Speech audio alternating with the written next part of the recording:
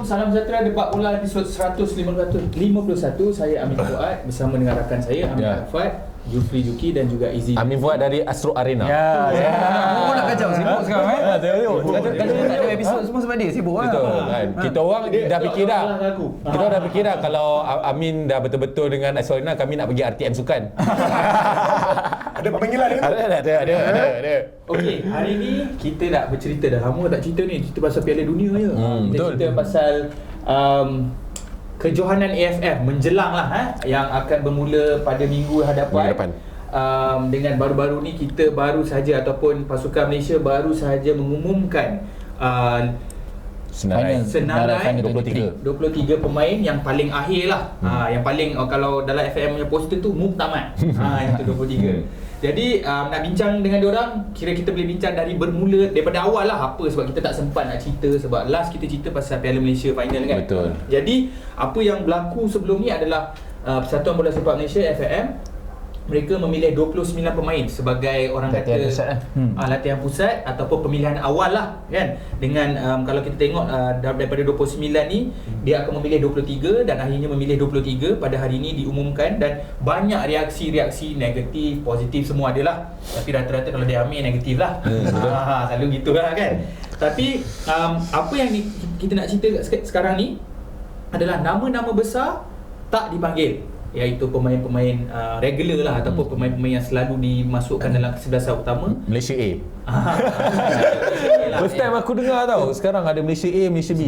Dulu ada zaman Muqtadari ada. Ya, tapi susah lah nak dengar benda tu. Sekarang boleh dengar lah. Okay, so nama-nama besar macam Arif Aiman, Syarul Saad, Azam Aziz, even pemain daripada Kuala Lumpur banyak tak disenaraikan. Jadi bila kau tengok, kita rewind balik lah sebelum kita nak cerita pasal 23 ni, masa kau nampak 29 ni, apa reaksi kau Izzy? Sejujurnya aku terkejut, tapi aku cuba nak berfikiran positif sebab kita selalu bercakap tentang kita ada masalah dengan pool player kita yang tak berapa nak besar. So mungkin ini peluang dan ruang untuk pemain-pemain yang tak pernah dipanggil, tak pernah dapat peluang untuk beraksi, mungkin boleh tonjolkan skill ataupun diorang punya effort lah kan dalam menyarung jersey kebangsaan. Honestly sebenarnya aku memang kalau boleh nak ada jugalah pemain-pemain yang regular, maksudnya player-player daripada Malaysia A yang dikatakan tu.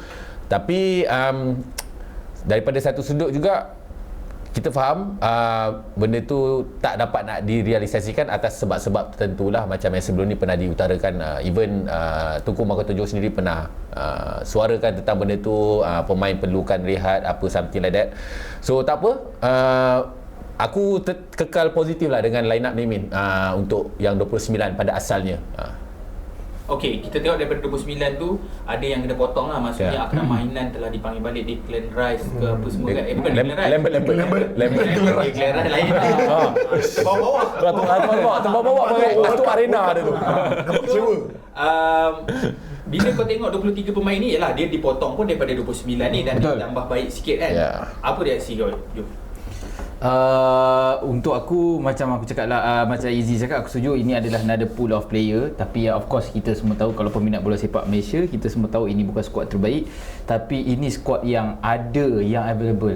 Walaupun mungkin kalau secara dulu kau minta komen, mungkin aku rasa simpati juga dengan Kim Bangon. Mungkin of course core player dia tak ada, lepas tu dia mesti yang nak terbaik kan. Yang terbaik, okey, itu satu. Tu bagi aku itu nombor satu, first player yang core player tak dapat dipanggil. Okey, tapi ada juga yang player-player yang aku rasa yang dipanggil untuk mengisi slot tu pun tak berjaga. So aku rasa dah dua kali yang layer kedua tu pun yang contohnya macam Dian Kus, Mainan ataupun siapa lagi tadi kau sebut, Declan kan, semua ada a few lah yang aku rasa okey, bila ada diorang ni aku rasa akan quite stable juga. Nak tengok juga Declan Ryan lah, Ryan Lambert, Declan Lambert. Ryan Lambert. Betul. Okay. So aku rasa itu akan nampak akan stable kan. Betul. Zafri ke, dan sebagainya. Orang-orang macam tu kena ada lah. Dan tak available juga. Jadi aku rasa inilah 23 so, yang ni Malaysia C lah. Bagaimana macam Malaysia C tu? B+. B+.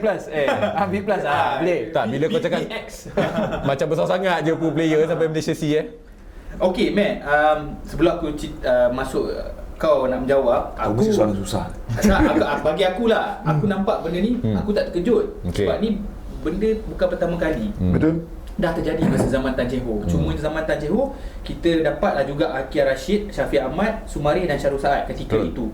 So time tu orang mengkritik Tan Cheng Ho, kata apa cerita kau tak panggil orang ni apa semua. So sekarang orang tahu yang sebenarnya bukan macam mana, keputusan tu bukan di tangan ketua jurulatih sahaja. Maksudnya dia involve ramai orang kan. Itu satu. Nombor dua, yang aku pelik, walaupun kita nak ulas perlawanan sekejap lagi lah, ataupun perlawanan apa yang kita nak tengok, perlawanan apa menentang Maldives dengan Cambodia kan.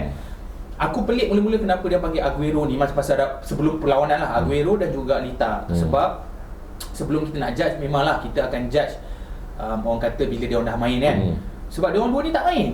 Itu yang aku pelik.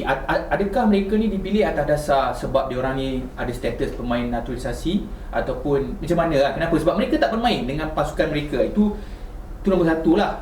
Dan nombor dua, kita tahu faktor umur lah, apa benda semua. Dan kebelakangan ni kita tengok macam sejauh Aguero pun yelah, kita perlukan penyerang. Jadi tak ada penyerang lain. Mungkin itu salah satu orang kata pilihan yang kita ada kan. Dan itulah yang aku nampak yang macam kekok sikit lah bila aku tengok apa dia punya pemilihan ni. Dan juga kalau kau boleh tengok, David Rowley okey lah. Dengan Pahang dia main lately ni macam okey. Walaupun sebelum ni di kelab-kelab lain, di Penang ataupun di kelab-kelab lain dia macam tak berapa okey, tapi dengan Pahang dia macam bermain dan dia perform juga. Ada menjaringkan gol, ada assist apa semua. Macam Joe cakap, bagi aku rata-rata ini bukan skuad terbaik sebab ramai pemain utama tak ada.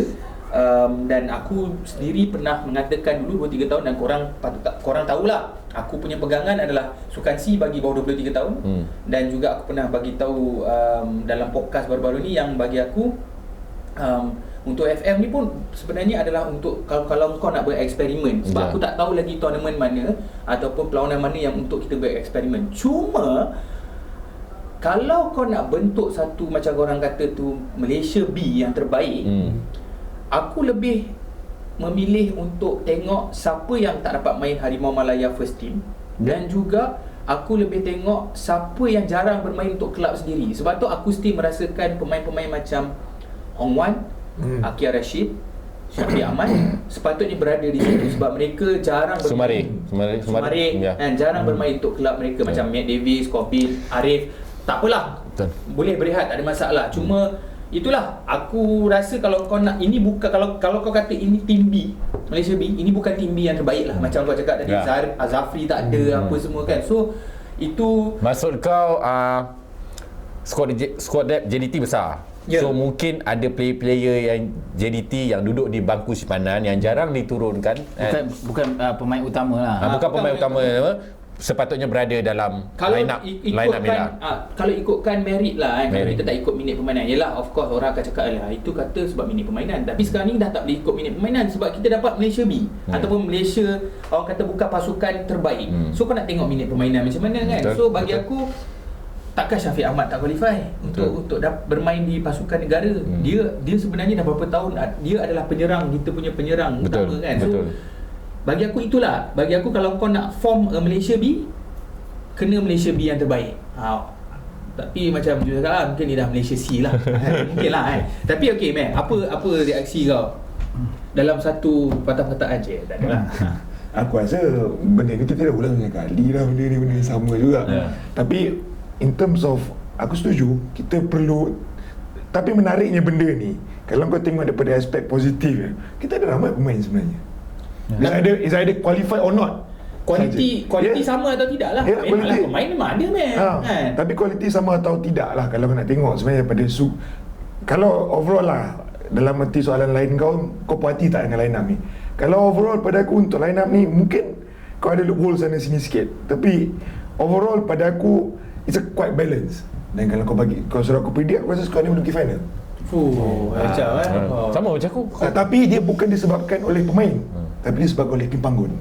Sistem tu lah. Aku rasa sistem tu dia ada. Aku rasa kita tak pernah ada satu jurulatih yang mana dia ada a set of players yang dia tak mengharapkan pemain. Dia tak mengharapkan pemain. Dia mengharapkan sistem permainan dia. Jadi sebab mula aku skeptikal bila datang, halah ramai-ramai datang ni 5-6 orang ni. Tapi in 3 games, okey lah, perlawanan tu in 3 games kita ke Piala Asia. And then ada 2 games kita lawan Tajikistan dulu pun. Kita produce game tu. previous kita lawan Cambodia dengan Maldives, kau boleh nampak the transition of the game tu. Mungkin ini bukan player yang terbaik, tapi aku rasa apa yang dia nak mungkin ada kat situ, tapi mungkin tak cukup lah, tapi cukup makan. Betul. Tapi overall aku rasa aku menaruh sebenarnya banyak, kalau orang kata nak bet tu lah ni. kepada Kim Panggun. Kepada Kim. Okay lah, aku tambah sikit lah. Bila kau dah experience macam ni, okey betul. Maknanya kalau yang Kim Panggun bawa ni untuk level-level ASEAN ni okey lah. ASEAN cukup lah sebab kau tengok Macam dia cakap, Hakimi Azim ni, kau tengok Hakimi Azim ni, dia juara untuk Under 19 BAFF hari tu. Aku rasa nama dia pada awal ada. Okay. So kita tahu kenapa dia di sana. Mungkin dia nampak loophole. Dia tengok Aguro ni pun dah tak lama, Lita ni pun tak lama dia nampak kan. So sama yang mungkin di tengah. Mungkin Hakimi Azim ni ada penyelesaian baru untuk kita. I mean, there's a hope lah. Aku nampak squad macam ni dia nampak nak eksperimen. Tapi aku setuju dengan Amin sikit. Mungkin kita perlukan Akia, mungkin Irfan. Sebab kau tengok tengah center back pun Irfan Zakaria bersaing lah dalam AFF. Betul. Actually orang-orang macam tu adalah booster untuk pemain-pemain ni sebenarnya kan. Nampak macam yalah kau main dengan orang yang lagi lebih pertahanan tengah ni macam kita bincang tadi, kau merisaukan ni. betul. Ada tak pemain daripada ni siapa boleh jawab lah. Ada tak pemain dalam 23 ni tak termasuk yang nama kita sebut yang macam Zafri apa ni semua yang patut kau rasa patut berada di pasukan AFF ni? Hong Wan. Tak termasuk JDT. Tak termasuk. Orang lain. Maksudnya yang kita dah sebut macam Zafri, jangan sebut yang tu, yang orang lain. Maksudnya daripada pasukan lain ke ataupun macam mana. Ada tak nama? Ada. Rashidi. Untuk defend aku prefer Sabah tu punya defend. Pak Tengok. Ya. Bukan Robinson Batuil okay. So aku mengharapkan dia ada lah kan. Tapi tak ada. Itulah salah satu nama. Ada nama? Robinson Batuil lah. Tak ada. Aku selain tak ada lah. Aku mengharapkan sebenarnya aku mengharap pada yang kau punya tu the second feeder team. Daripada JDT tu kita tak pernah nampak lagi. Itulah, tak pernah nampak. Betul. So sebab aku rasa diorang dah cukup matang kot untuk lead the team. Bagi aku nama paling obvious kat sini ada beberapa nama yang aku tulis ni. Nama paling obvious ni Syahri Hasifi sebab bagi aku dekat Terengganu dia bermain agak banyak dan Terengganu banyak mengharapkan di hujung-hujung season dan dia banyak orang kata memberikan persembahan yang agak baik lah. Tapi nama-nama lain macam Syarul Nizam, DJ Irfan Zakaria. Syarul Nizam pasal kahwin kan? Tak tahulah. Aku Kumaran Tengah laut. tak ada. Kumaran, Gary Stevens Kumaran. dan juga Nicholas Swirat yang bermain di Pahang lah. Ini nama-nama yang aku boleh ketengahkan lah. Okey, kita tahu banyak pemain utama tidak disenaraikan atas faktor-faktor tertentu yang kebanyakannya daripada pasukan JDT selain Seri Pahang dan juga KL yang tak ramai sangat. KL adalah 3-4 orang. Dan ada kenyataan daripada pemilik JDT yang Amat Mulia TMJ mengatakan, quote, pemain tidak menolak buta-buta. Mereka sentiasa memberikan komitmen yang tinggi apabila mewakili skuad kebangsaan ketika aksi kalender FIFA. Namun mereka juga manusia yang menjalani latihan dan bekerja sejak Januari, dan manusia mana yang bekerja tanpa sebarang cuti. Malah Piala AFF adalah kejohanan yang mengacau saingan lain kerana pemain sepatutnya melaporkan diri pada awal Januari sedangkan Piala AFF berakhir pada 15 Januari. Dan bila mereka boleh cuti? 1 tahun main bola tanpa berhenti dan cuti hanya 6 hari. Mereka bukanlah mesin. Ni ayat yang paling famous sekarang ni lah. Semua butakan kejayaan, tiada sikap kemanusiaan. Itu pasal bola sepak Malaysia tak ke mana. Mereka yang terkejar Piala AFF yang tiada dalam kalender FIFA ni hanya populis dan untuk meminta simpati orang ramai kerana mahu naikkan imej peribadi yang tidak relevan. Okey, soalan yang aku nak tanya dengan kenyataan yang Amat Mulia Tengku Mahkota Johor ni adalah, adakah sebenarnya Piala AFF ni tidak berprestij? Ataupun sebenarnya macam mana kau rasa? Okey, kalau kau tanya aku pernah cakap sebelum ni, Piala AFF ni bukanlah satu piala ataupun tournament yang pada asalnya dia tidak menyumbang mata. Kita pun tahu kan asalnya kan. Ke ada sikit lah. Sekarang baru ada tapi sikit. Asalnya dulu tak ada. Tak salah aku, asal tak ada, lepas tu ada tapi sikit, sampai tidak ada lah. Aku pernah cakap sebelum ni, walaupun Piala AFF ni dia bukan piala yang relate dengan kalender FIFA, maksudnya dia tak masuk dalam kalender FIFA, tapi dia ada orang kata dengan Malaysia ni, piala ni dekat dengan jiwa Malaysia ni sebab kita tahu kita pernah menjuarai piala ni. So kenapa kita nak buang, I mean kita punya board, macam aku cakap bukan relationship, kita punya Ada sentimental kita punya lah. current something like that lah dengan Sinonim lah.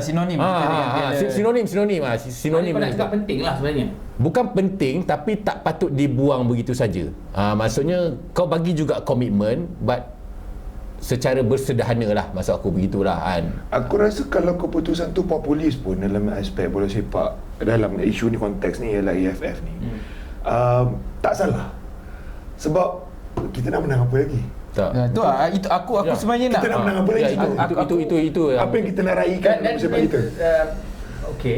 Teruskan Kan? sebelum. I mean, bisa SEA Games. Ya. Okay, SEA Games kita kata kita bagilah under 21 kan, under 23. 23 kan. Okey, ni full squad lah. Walaupun katalah Malaysia B ke C, tapi dia bawa Harimau Malaya, bukan Okey. dia bawa Senior team lah, senior team. senior team. Ya, senior team. Itu je kita pernah rasa 2010. Betul. Macam mana rasa. Jadi kita agak pernah sayang kalau kita nak ketis benda tu begitu saja. tolak betul So pada aku betul. kita support juga piala tu, tetapi dengan kadar bersederhana, maksudnya dengan line up yang sebegini ataupun upgrade sikit ke, bukan regular player macam Arif Aiman Tamin, okey kan. Tapi jangan kita buang begitu sajalah pada aku. Tapi Man. ada orang mengatakan kalau kita nak tepiskan Piala AFF ni, kalau kita dah menang banyak kali tak apa, macam Thailand. betul. Adakah kau setuju Zul?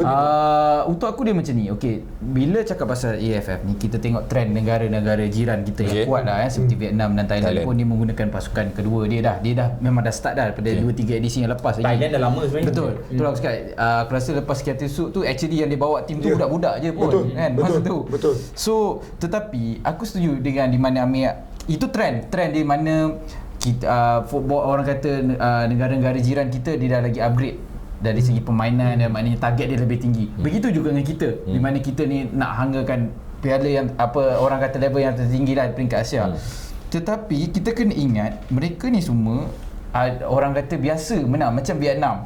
Dia biasa menang. Dia lalu proses tu. Dia tapi orang kata dia dah letak tim yang second team dia. Tapi dekat liga yang orang kata dia biasalah menang kat level ni. Tapi kalau untuk kita Malaysia ni, aku setuju dengan Amir. Kalau kita tak pilih AFF ni antara liga yang penting untuk kita, cup yang penting untuk pasukan negara, apa yang kita ada? Sebab kalau kita kata tak apa Piala Asia je penting. Tunggu lagi bulan 6. Lepas tu main 2 game kalah, lepas tu dah tak ada dah. Lepas tu Betul. Lepas tu kita nak ukur Malaysia, negara kita ni tim bola kuat macam mana? Betul. Kan? Sebab dalam setahun pun kalender untuk pasukan negara tak banyak. Yes. Tim yang selalu menolak ni sebab katakan tim yang besar, sebab dia betul-betul terror. So bila Dia dekat dah biasa menang. dan dekat competition yang besar pun dia akan memberi saingan dan dia memberi saing. Kita bukan nak cakap kita tak bagus kat Piala Asia dan sebagaimana, tapi kita tahu kita kat mana. Memang tak bagus.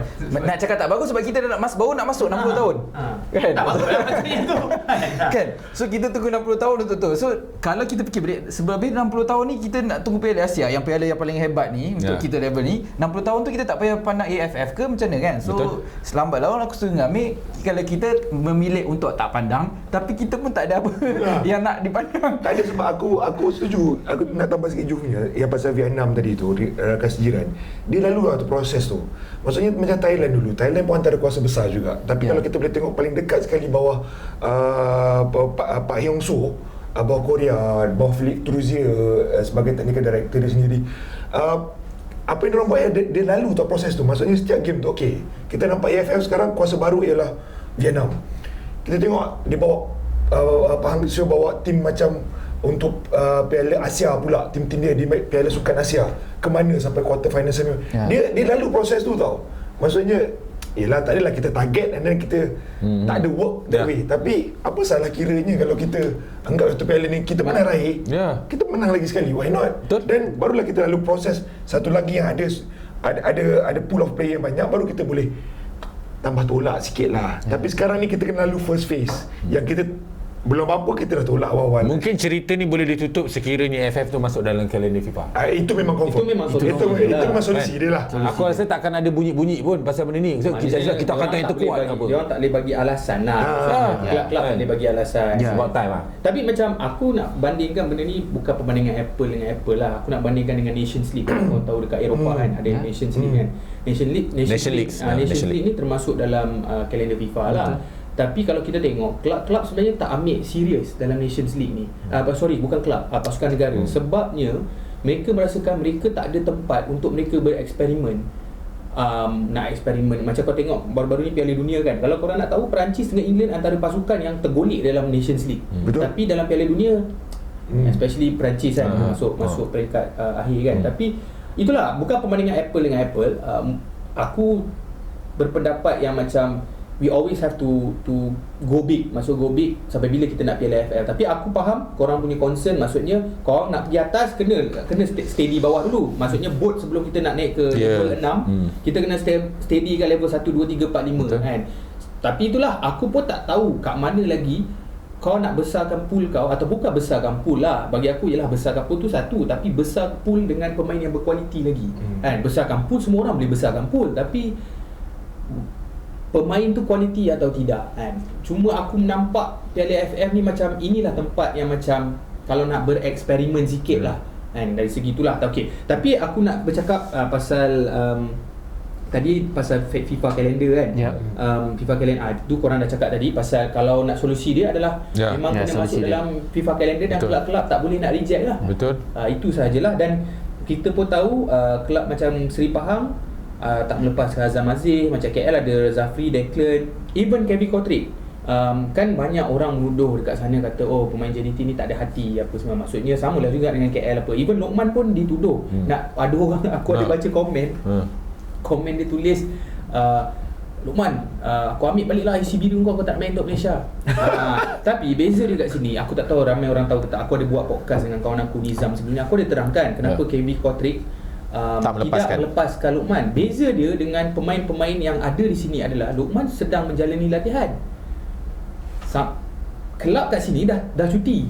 Itu beza dia. Tapi ada sebab kenapa Kotrick tak lepaskan. Satu sebab kelab sedang menjalani latihan, tiada cuti. Ada cuti pun tak salah aku dalam 5-6 hari lah dia dapat cuti, and then dia sambung. And then Kotrick tengah teruk, dia orang baru tukar jurulatih, dan dia orang daripada 2 minggu cuti dia potong jadi 5 hari cuti sebab dia orang kena buat latihan lebih lah kan untuk bersaing kan. Tu satu. Sebab apa? Sebab nak adapt dengan coach baru. Masukkan begitu. Okey. Season dia nak buat longer lah. Alright, okay.